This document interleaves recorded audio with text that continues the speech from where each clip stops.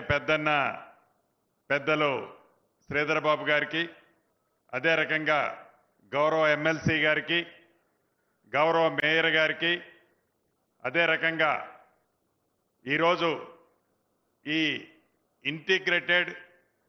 Sub registrar ఆఫీసులు శ్రీకారం చుట్టే దాంట్లో భాగంగా ఈ ఆఫీసుని కన్స్ట్రక్షన్ చేయడానికి ముందుకు వచ్చిన అపర్ణ కన్స్ట్రక్షన్స్ మేనేజ్మెంట్ వారికి, గౌరవ స్టాంప్స్ అండ్ రిజిస్ట్రేషన్స్ ఐజీ గారు వారి టీం అందరికీ, గౌరవ కలెక్టర్ గారికి, వేదిక మీద ఉన్న కార్పొరేటర్లందరికీ, గౌరవ వేం నరేందర్ రెడ్డి గారికి, ముఖ్య నాయకులకి, చైర్మన్లకి, ముఖ్య నాయకులకి, ఈనాడు ఈ కార్యక్రమానికి హాజరైన పుర ప్రముఖులకి, మీడియా మిత్రులకి అందరికీ మనస్ఫూర్తిగా హృదయపూర్వక నమస్కారాలు, వందనాలు. చాలా సంతోషం, చాలా ఆనందం.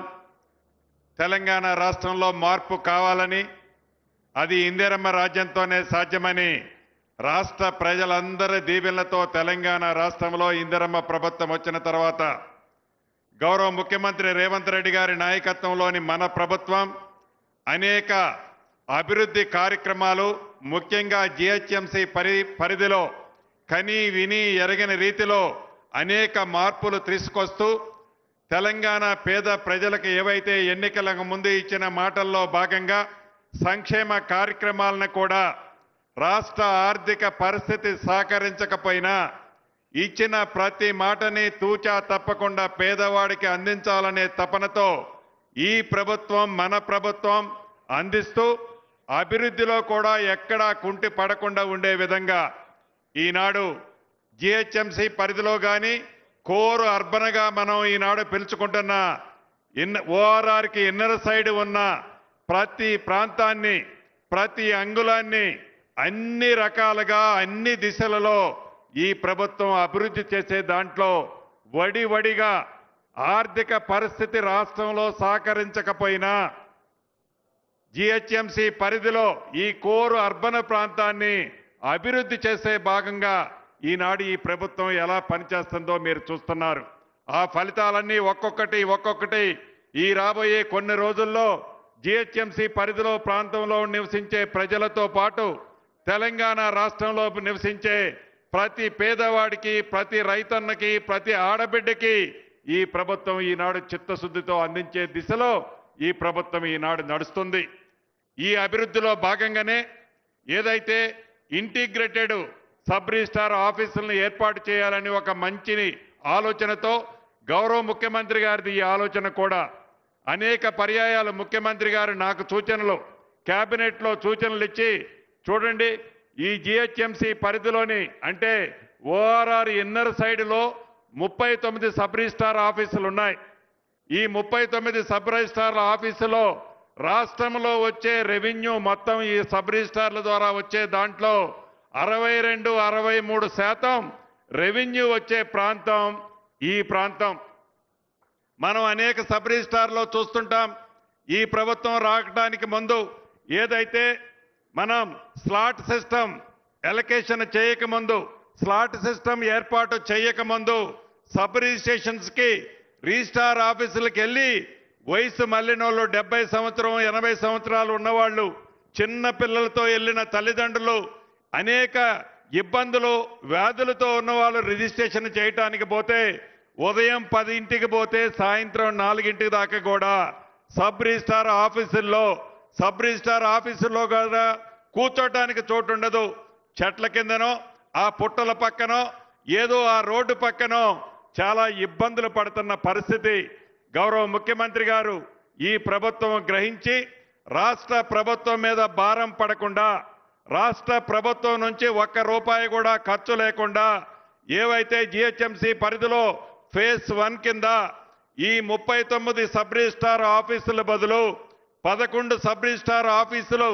ఇంటిగ్రేటెడ్ ఆఫీసుల్ని ఏర్పాటు చేసే విధంగా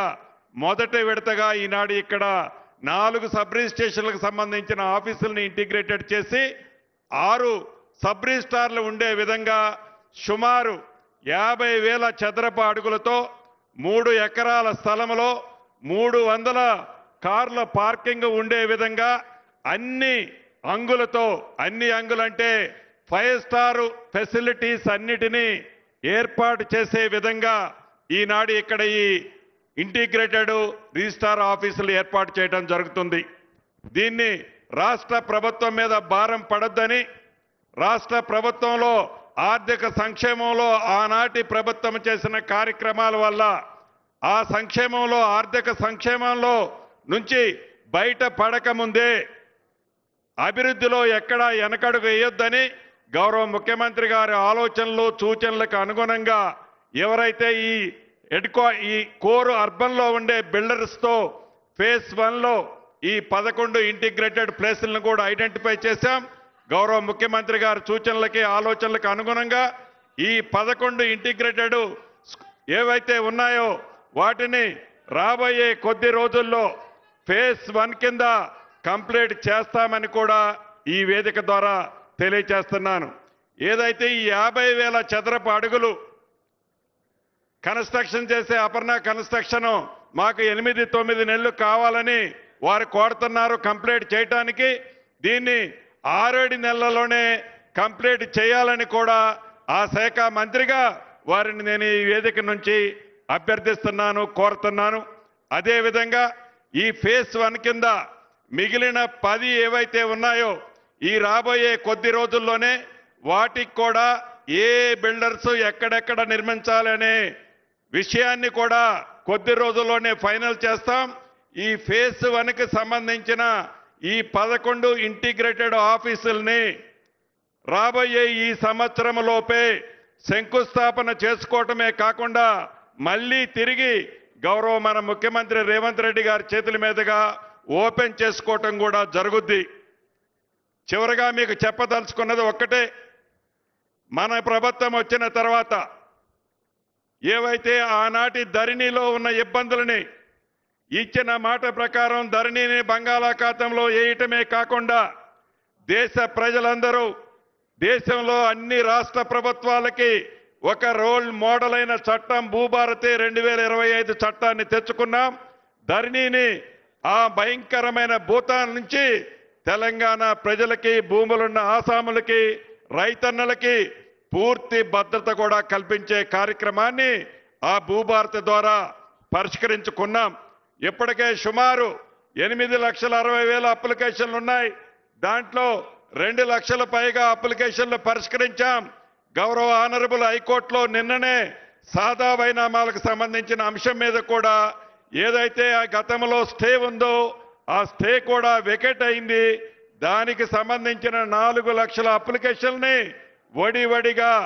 ఏవైతే జెన్యూన్ అప్లికేషన్లు ఉన్నాయో వాటిని కూడా ఈ ప్రభుత్వం పరిష్కరిస్తుంది. అంటే 10 సంవత్సరాలలో ఈ తెలంగాణ రాష్ట్రం ఏదైతే ఆనాటి ప్రభుత్వం చలవ వల్ల ఆ దొరవారి ఆలోచనల వల్ల విధ్వంసానికి గురైందో ఒక్కొక్కటి ఈ రాష్ట్ర ప్రభుత్వం గౌరవ ముఖ్యమంత్రి రేవంత్ రెడ్డి గారు ముఖ్యమంత్రి గారు అయిన తర్వాత ఒక్కొక్కటి చక్క పెడుతూ అభివృద్ధిని, సంక్షేమాన్ని జోడెడ్ల 2 కళ్ళల ప్రతి అంశాన్ని క్షుణ్ణంగా పరిశీలించి పట్టణ ప్రాంతంలో నివసించే ప్రజలకి ఎక్కడా ఇబ్బంది కలగకుండా ఉండే విధంగా, అదే విధంగా రూరల్ ప్రాంతంలో పల్లెల్లో నివసించే అన్ని వర్గాలకి అన్ని వసతులని ఈ ప్రభుత్వం కల్పిస్తుంది. మొదటగా ఫేజ్ 1లో అర్బన్కి సంబంధించిన ఈ 11 ఇంటిగ్రేటెడ్ రిజిస్ట్రార్ ఆఫీసులు కంప్లీట్ 1 ఇయర్లో చేసుకుంటాం. దీంతో పాటు సైమల్టేనియస్గా రూరల్కి సంబంధించిన అన్ని సబ్ రిజిస్ట్రార్ ఆఫీసులను కూడా అన్ని వసతులు ఈ ప్రభుత్వం కల్పించొద్దని కూడా మనస్ఫూర్తిగా మీ అందరికీ తెలియజేసుకుంటూ ఒక మంచి సూచన, ఒక మంచి ఆలోచన, ఒక మంచి దశని తెలియజేసిన మాకు వివరించిన గౌరవ ముఖ్యమంత్రి గారికి మరొక్కసారి మనందరి పక్షాన అభినందనలు, కృతజ్ఞతలు తెలుపుతూ